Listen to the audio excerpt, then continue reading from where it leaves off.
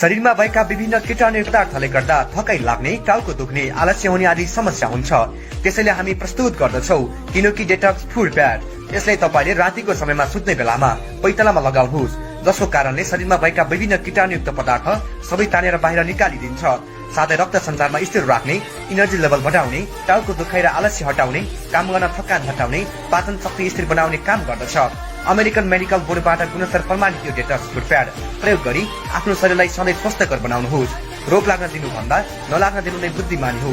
त्यसैले आजै अर्डर गरिहाल्नुहोस्। अर्डर गर्नको लागि तपाईको ठेगाना र फोन नम्बर तल दिएको कमेन्ट बक्स वा सेन्ड मेसेजमा छाड्नुहोला।